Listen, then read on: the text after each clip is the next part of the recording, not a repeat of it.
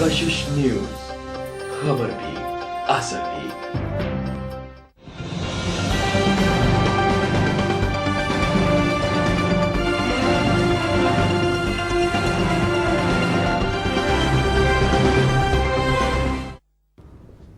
नमस्कार, कशिश न्यूज पर आपका स्वागत है।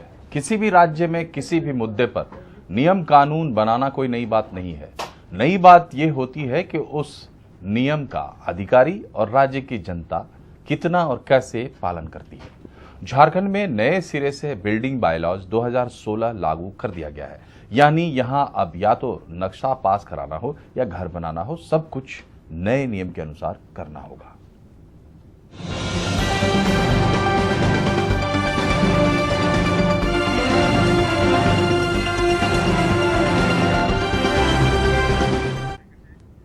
झारखंड के सभी शहरी निकायों, प्राधिकारों, औद्योगिक और खनिज क्षेत्रों में नए बिल्डिंग बायलॉज की अधिसूचना मंगलवार को जारी कर दी गई। अब नए बायलॉज के आधार पर नक्शे पास होंगे। कहा जा रहा है कि नए नियम के मुताबिक अब अगर 300 मीटर से अधिक जमीन पर कोई घर बनाना है तो उसमें वाटर हार्वेस्टिंग जरूरी होगा। यही नहीं, ग्रुप हाउसिंग भवनों में कुल ऊर्जा का 5% ऊर्जा सोलर सिस्टम से तैयार किया जाना चाहिए।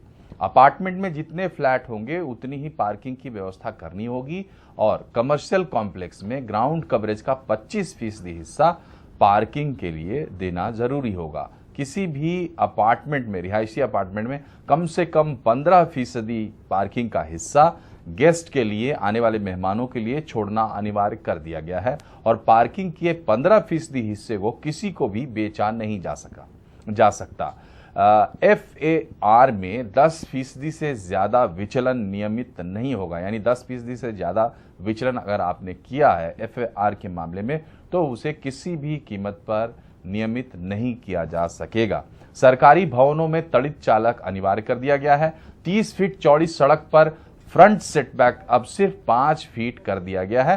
पहले जमीन के हिसाब से यह तय होता था। दोनों तरफ सड़क होने पर सिर्फ एक तरफ सेटबैक छोड़ने पर काम चल सकता है। अब पहले दोनों तरफ सेटबैक छोड़ना पड़ता था।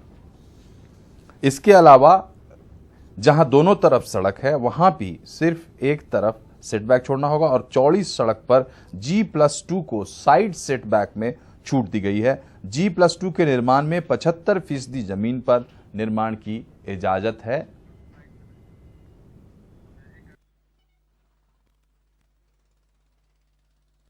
बायलॉज जो बना है पूरे झारखंड में, चाहे झारखंड का कोई भी शहर हो, ये बिल्डिंग बायलॉज लागू होगा। इसके अंदर कई प्रावधान हैं। तो टेक्निकल चीज़ों को मैं नहीं कहता, लेकिन 2 प्रावधान है। एक वाटर हार्वेस्टिंग की व्यवस्था की है, दूसरा ये है कि वैसे सभी बड़ी बड़ी इमारतों पर आपको सोलर का पैनल लगाना होगा, ये अनिवार्य कर दिया है। कई चीज़ें हैं जो बिल्डिंग बायलॉज के अंतर्गत है। अब उसके अनुसार हमारा बिल्डिंग बायलॉज के अनुसार ही भवनों का बिल्डिंग बायलॉज 2016 और अभी आप सुन रहे थे नगर विकास मंत्री को।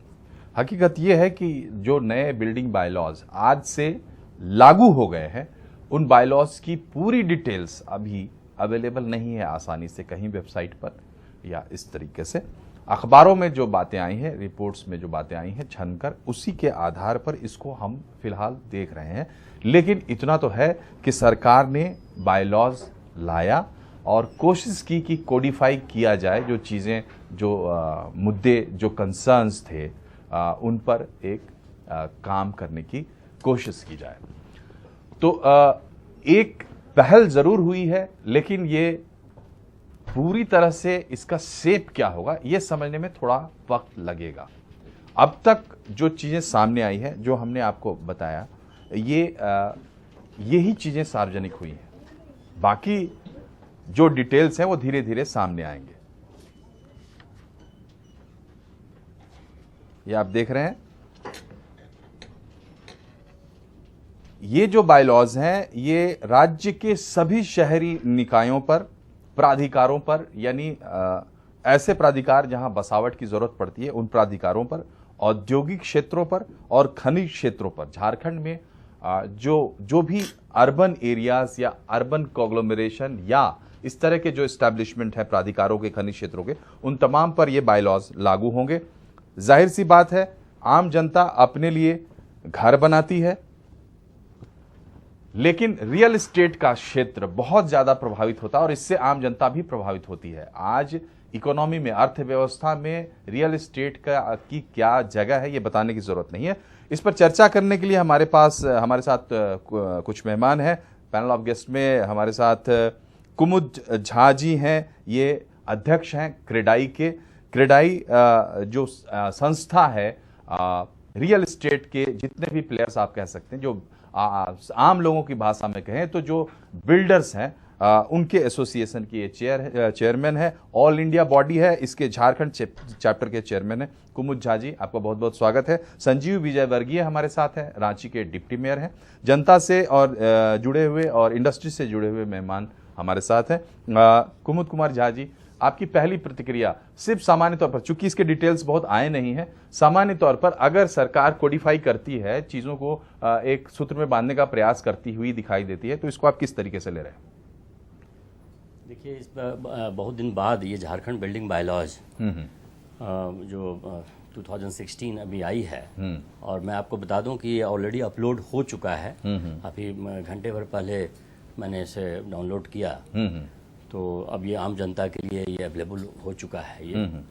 और इसमें जो प्रोविजंस हैं, जो बहुत कम समय मिला मुझे देखने को, लेकिन जो बेसिक जो प्रोविजंस हैं उसको देख के लगता है कि काफ़ी सोच समझ करके ये बायलॉज बनाई गई है। और डिफरेंट कैटेगरीज ऑफ जो सिटीज़ हैं उनको ख्याल में रख करके, उनके पॉपुलेशंस को ध्यान में रखते हुए ये पूरी झारखंड के लिए बिल्डिंग बायलॉज आई है। और आने वाले समय में हम लोग उम्मीद करते हैं कि इस बिल्डिंग बायलॉज का अगर पालन सही ढंग से किया जाए तो एक समुचित विकास होगा जो अर्बन डेवलपमेंट के फील्ड में। जी, तो जाहिर है कुमुद झा जी की बातों से लग रहा है कि ये स्वागत योग्य कदम है। संजीव विजय वर्गीय जी, ये जो सरकार ने किया, जो बायलॉज लेके आए हैं और आज से लागू है, ये एक जनप्रतिनिधि होने के नाते, चूंकि राज्य के सबसे बड़े निगम में आप जनप्रतिनिधि हैं, आप लोगों के लिए कितनी राहत की बात है? देखिए, रांची राजधानी है झारखंड की, और लगातार सरकार, जनता या मीडिया तीनों का निगाह इस राजधानी पे लगा रहता है। जी, रांची शहर अनप्लान्ड वे में बसा हुआ है, जिसको सब जानते हैं। जी जी, दो चीजों की बहुत दिनों से डिमांड थी, एक मास्टर प्लान रांची का 2037, जी जी, दूसरा बिल्डिंग बायलॉज नया बने। मुझे लगता है कि राज्य सरकार ने एक बहुत बड़ा कदम, सराहनीय कदम उठाया है, जिसमें पहले तो मास्टर प्लान को इन्होंने पास किया नगर निगम के स्वीकृति के उपरांत, और उसके बाद बिल्डिंग बायलॉज जिस तरह की आवश्यकता थी, आज के दिन व्यवहारिक दृष्टिकोण से पहले के बिल्डिंग बायलॉज में बहुत जगह समस्या आती थी। उन सभी चीजों को इसमें से हटाते हुए जनता के हित में, साथ ही साथ शहर के हित में कैसे किया जाए, ये हित में है। संजीव विजय वर्गीय जी को बहुत राहत इसलिए भी महसूस हो रही होगी क्योंकि नगर निगम से संबंधित जब भी कोई मामला होता है तो लोग अपने जनप्रतिनिधियों को ही अप्रोच करते हैं।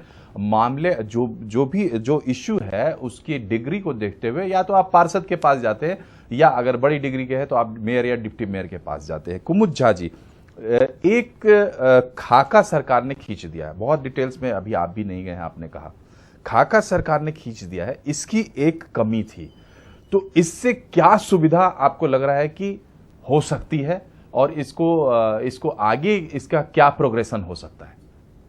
देखिए, बिल्डिंग बायलॉज को अगर आप पूरा अगर उसको आप देखेंगे, उसमें 3-4 मुख्य उसमें पार्ट हैं। एक बिल्डिंग बायलॉज का सबसे पहले उसमें जो लैंड यूज का प्रोविजन है, जो भूमि उपयोगिता, जो मास्टर प्लान की जो बात अभी भी हमारे डिप्टी मेयर साहब ने कही, उसमें लैंड यूज की डिटेल उसमें किया हुआ है कि किस पोर्शन में किस तरह का लैंड यूज कर सकते हैं। उस लैंड यूज के हिसाब से उसमें भी डिफरेंट कैटेगराइजेशन की हुई है, कहाँ पर किस तरह की बिल्डिंग बन सकती है अलग अलग क्षेत्र में। दूसरा है आपका वो सेटबैक्स, कितना बिल्डिंग जो आप बना रहे हैं, कितनी जगह आप सामने या साइड में या पीछे आप छोड़ रहे हैं, जो side, rear and front setback जिसको कहते हैं। तीसरा है फ्लोर एरिया रेशियो।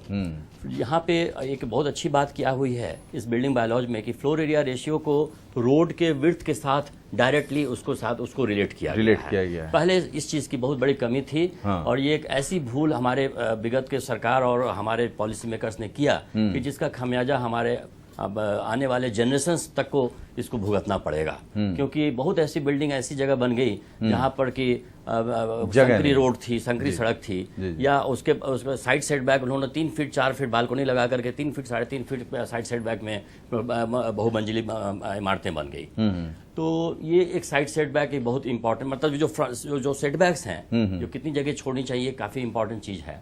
फिर उसके बाद आता है आपका वो पार्किंग का प्रोविजन। पहले पार्किंग का प्रोविजन में भी थोड़ी सी उसमें काफी छूट थी और जिसकी वजह से लोगों को पर्याप्त मात्रा में पार्किंग नहीं मिल पाती थी। तो इसमें पार्किंग को काफी अच्छे से डिफाइन किया गया है और अलग अलग कमर्शियल, रेजिडेंशियल, ऑफिस, सिनेमा घर के, ये सब के लिए अलग अलग किया गया है। यहाँ तक कि अतिथियों के लिए भी पार्किंग का प्रोविजन किया गया है। और उसके बाद सबसे अहम है ग्रुप हाउसिंग। ग्रुप हाउसिंग की जो हम लोग अगर बात करें तो ग्रुप हाउसिंग अपने आप एक बहुत से विस्तृत इसमें चर्चा हो सकती है। लेकिन इस बार जो बिल्डिंग बायोलॉजी में इन्होंने ग्रुप हाउसिंग को एड्रेस किया है उसमें इन्होंने EWS का और LIG क्लास के लोगों के लिए भी प्रोविजन किया है और उसमें प्रोत्साहित भी किया है। अगर आप देखें इसमें तो FAR भी इन्होंने बढ़ाया है, कम से कम 20 से 25% FAR ज्यादा आपको दे रहे हैं। मतलब उतनी बिल्डिंग एरिया आप ज्यादा बना सकते हैं। और उतना ही नहीं, जितनी आप बनाएंगे EWS के लिए जितना एरिया, उतना एक्स्ट्रा एरिया आपको मिलेगा।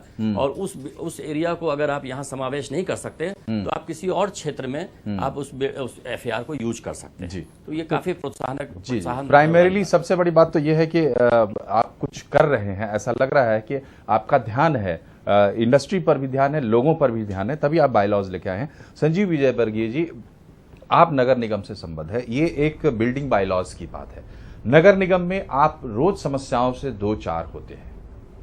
आपको क्या लगता है कि अगर हम इसको एक दिशा पकड़े कि सरकार का ध्यान गया है और इस तरह की चीजें हो रही है, आगे क्या उम्मीद करेंगे नगर निगम के लिहाज से, बिल्डिंग के लिहाज से नहीं, नगर निगम के लिहाज से? आपको क्या लगता है कि सरकार के स्तर पे, कानून के स्तर पे, नियमावली के स्तर पे और क्या चीजें हो जानी चाहिए जो हमको ऐसा लगेगा कि इस दिशा में हम और आगे बढ़ रहे हैं? देखिए, रांची चूंकि जिस तेजी से बढ़ा है, लोग यहाँ जिस तरह से पलायन होके आए हैं, मुझे लगता है कि इसको सबसे पहले व्यवस्थित करने की आवश्यकता थी, जो सरकार ने पहल किया। जैसे मास्टर प्लान बनाया, नया बिल्डिंग बायलॉज बनाया।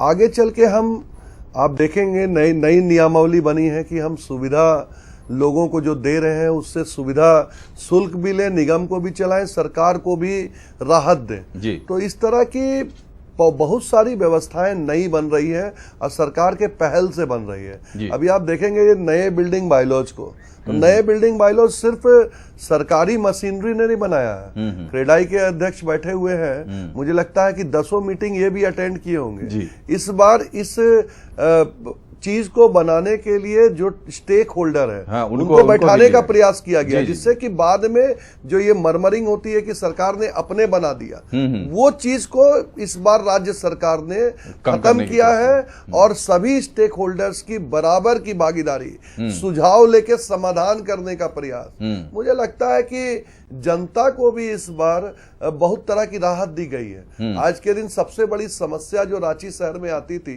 वो थी कि बिल्डिंग बड़े बड़े बन गए, लेकिन उन बिल्डिंग में आने वाले लोगों की गाड़ियां सड़क पे रहती थी और जाम लग जाता था। इस बार अतिथियों की गाड़ी के लिए अलग से पार्किंग स्पेस अंदर में ही देना है आपको। तो ये एक बहुत बड़ा चीज मिला, जिससे कि आम लोग, जो लोग रहते हैं जिनको बिल्डिंग से सरोकार भी नहीं है, उनको भी इस बिल्डिंग बायलॉज से फायदा है। साथ ही साथ अभी कुमुद जी ने जिस तरह का बताया कि LIG और MIG, ये दोनों को बनाने के लिए सरकार ने प्रोत्साहित करने का प्रयास किया है। गरीब लोगों को कैसे हम बसा पाएंगे, प्रत्येक बिल्डर्स से कैसे उनको जोड़ पाएंगे और ज्यादा से ज्यादा लोगों को समाहित कैसे कर पाएंगे इस तरह की योजनाओं में, ये सरकार की दृष्टि थी। मुझे लगता है कि इस बार बहुत बढ़िया प्रयास हुआ है, सिर्फ अब इसको इम्प्लीमेंट करने की आवश्यकता है।